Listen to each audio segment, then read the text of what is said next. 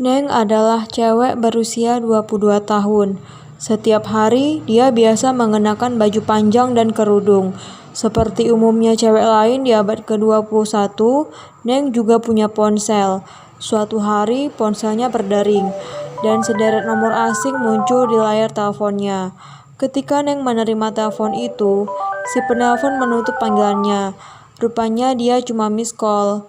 Beberapa waktu kemudian, nomor gak dikenal itu kembali menelpon si Neng. Tapi lagi-lagi si penelpon menutup panggilan ketika Neng menerimanya. Dan begitulah kisah ini dimulai. Sebagai cewek gaul, Neng tentu aja menganggap miss call semacam itu adalah hal yang biasa. Karena miss call dulu salah satu ciri anak muda gaul. Dan si tukang miss call itu kemudian mengirim SMS kepada Neng.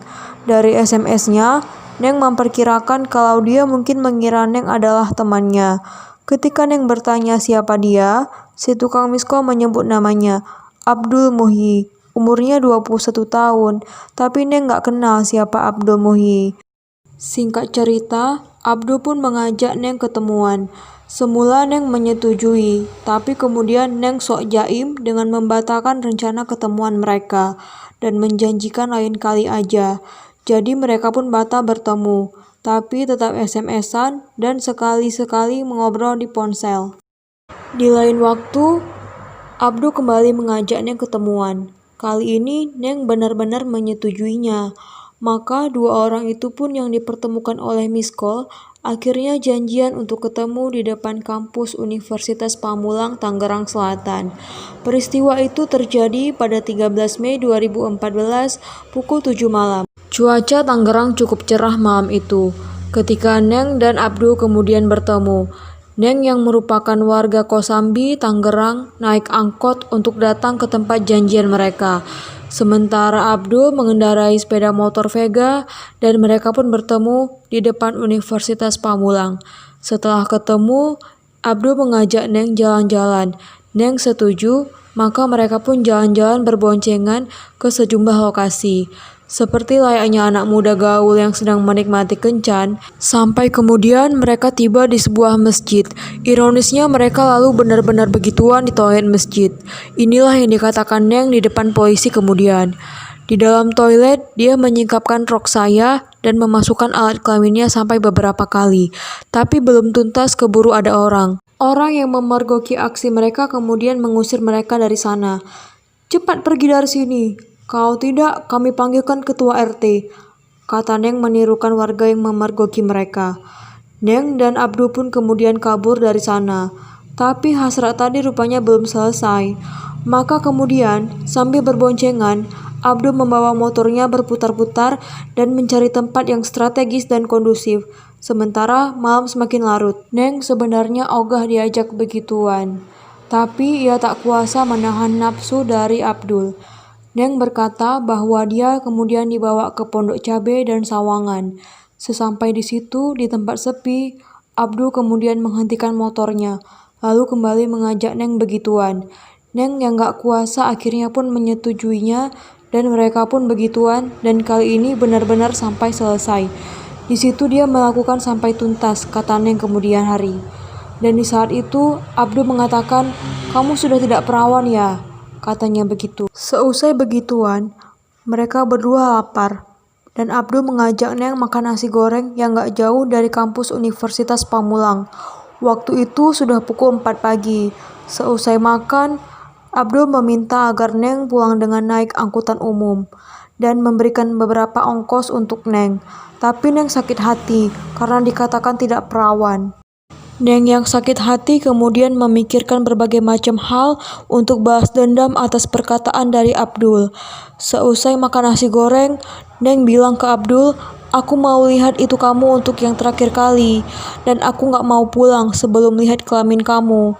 Dan akhirnya, Neng pun dibawa lagi oleh Abdul ke tempat sepi, dan di situ Abdul melepaskan celananya dan memperlihatkannya pada Neng.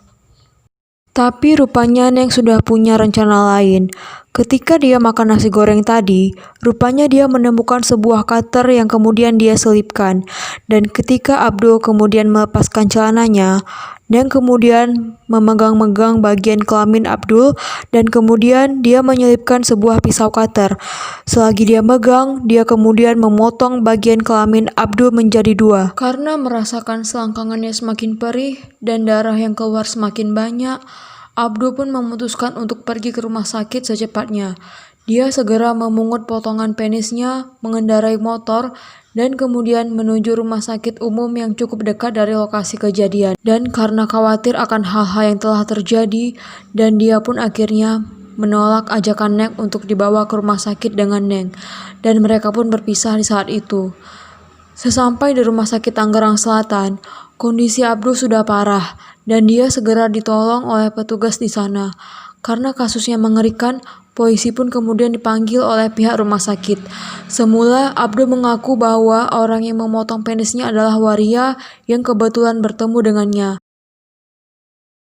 Tapi kemudian, setelah dilakukan penyelidikan oleh polisi di TKP, polisi tidak menemukan adanya yang dikatakan seperti kata-kata Abdul. Tidak ada waria, tidak ada saksi, dan tidak ada bukti. Akhirnya Abdul pun mengakui bahwa pelakunya adalah Neng, cewek yang telah kencan semalam dengannya. Berdasarkan hal itu, polisi kemudian berusaha mencari Neng. Melalui pelacakan nomor ponselnya, posisi atau tempat tinggal Neng yang diketahui. Dan dia pun ditangkap. Di hadapan polisi yang memeriksanya, Neng mengakui perbuatannya. Dia bilang bahwa kronologi kejadiannya itu seperti yang telah disebutkan. Sejak miss call yang pertama diterimanya, kiriman SMS yang tidak jelas antara dia dan juga Abdul, sampai akhirnya janjian untuk bertemu, dan berakhir dengan pemotongan penisnya Abdul. Tapi, ketika diinterogasi, Neng bahkan tertawa cekikikan ketika dia ditanya polisi mengenai adegan-adegan yang dia lakukan bersama dengan Abdul. Selama Abdul di rumah sakit, Neng datang dengan keluarganya. Dan mereka datang dengan tujuan untuk minta maaf sekaligus untuk melamar Abdul. Neng akan bertanggung jawab jika Abdul ingin dinikahi dengan Neng.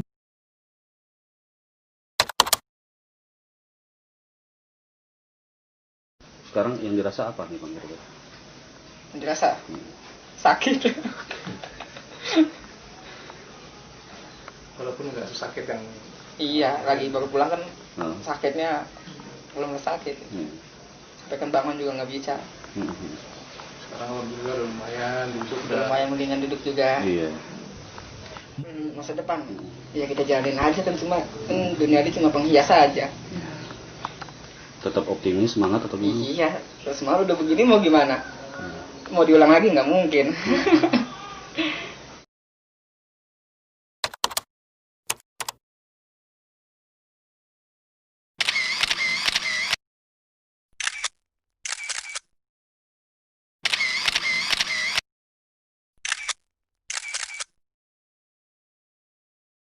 Setelah melalui persidangan panjang, Neng pun akhirnya dituntut dengan 5 tahun penjara. Dan kemudian dengan Abdul Muhyi, dia menolak untuk dinikahi dengan Neng. Dia bilang begini, "Ogah, saya kalau disuruh nikah sama dia. Kalau dia paling lama 5 tahun di penjara, lah saya harus ngerasain penderitaan seumur hidup," kata. Di sana para hakim menanyakan atas kesaksian Abdul Muhyi, "Bagaimana kondisi kamu?" Dan Abdul berkata sudah membaik. Ketika ditanya lagi, "Bagaimana kamu buang air kecil?" Abdul berkata, "Sudah bisa, sedikit-sedikit memang agak susah, tapi sekarang sudah bisa. Tapi bagian kelamin saya tidak bisa lagi disambung." Ketika ditanya oleh hakim dari mana Abdul mendapatkan nomor Neng, Abdul berkata, "Neng itu pernah pacaran dengan teman saya, Aziz. Aziz sering sekali menghubungi Neng dengan ponsel saya. Oleh karena itu, saya iseng-iseng mencoba menghubunginya," kata Aziz hari itu. Begitulah kisah Neng, seorang algojo kelamin pemotong burung Abdul Muhyi. Terima kasih teman-teman yang sudah mendengarkan. Sampai jumpa ya di cerita-cerita berikutnya. Jangan lupa subscribe, like, komen, dan share. Thank you.